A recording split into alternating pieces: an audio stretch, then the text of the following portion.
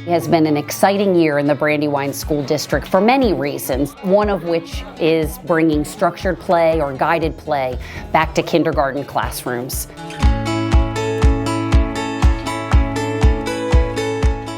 Last summer, I had the opportunity to be in a professional learning with several kindergarten teachers from the district. The ability to sit down with them, to talk with them, to listen to them, and hear them call out the research around play, structured play, free play, guided play. We knew we had to do something. District heard us and we were thrilled. I love the fact that Lisa Lawson is so early childhood. We had the support of Link Holer and Michelle, and I was thrilled to know that they were on board and they wanted to move ahead and say, okay, let's write this curriculum, let's make it work. It was great to all work together in the summer because in kindergarten, we're die-hard kindergarten teachers and we're crazy, but we know what the students need, and we were able to put together some pretty cool structures of our curriculum. What's my letter? So one of the things that we do is we start our morning with play. That way kids can come in and they can sort of warm up to school. As we move forward in the year and we have our literacy block and we have our math block, what we're going to do is start to introduce centers. At first the centers will be very play-based and they'll be very hands-on, and they'll remain play-based and hands-on, but they'll get a little more structured as the year goes on so that by the time the kids are ready to go into first grade, they'll have a little more experience with structure and be a little more ready for some higher level skills and some higher level academics. Structured play is meaningful play. It has a purpose, there are objectives, and there are learning goals that are attached to it. The children get the opportunity to do hands-on learning. They get a chance to explore, and I can relate it to all the different areas of the curriculum: math, science, writing, social studies, reading, language arts.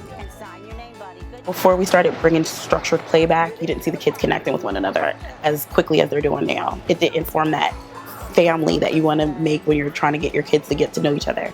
And when your kids don't have that connection, it's harder to get them to follow those rules in the classroom or understand what those even mean and how they affect one another.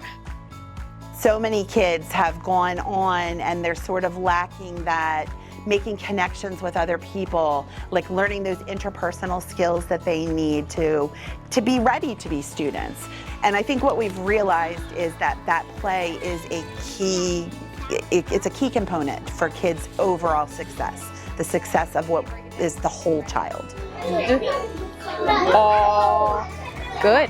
What do you hear first? Teaching inclusion for so long, I've seen the need for differentiation in our stations and in our centers. Every student, every classroom, every school is different, and the incorporation of structured play has allowed every student in our district to feel like they belong. Play has just kind of brought everybody together. With the return of structured play, it's given teachers an autonomy to add things into the classroom that we see that each student needs. The one thing about students, every year is a different year. Every group of children that come in has a different need, and it gives us that opportunity to tailor it to what they need and mold it to how we can grow that specific child individually. I love the fact that every child can grow from this program rather than just giving them a paper or a pencil. And by providing structured play, I think I'm giving the gift of learning, and learning is fun in my classroom. How many blocks? 2. Almost 2. We pride ourselves on affording the opportunity for teacher voice. They are on the front lines. They are on the ground with this work. Who better than them to plan the learning for our youngest students? Having Dr. Lawson and Michelle Kutch and everybody that's been involved in this entire programming of restructuring kindergarten, it has been empowering. They're listening. Sure.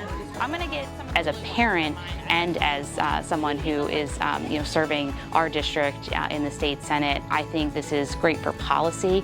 It's great for parents, it's great for kids, and teachers have really shown us the light here, and I think this is an amazing change and something that Brandywine should be incredibly proud of. Bye.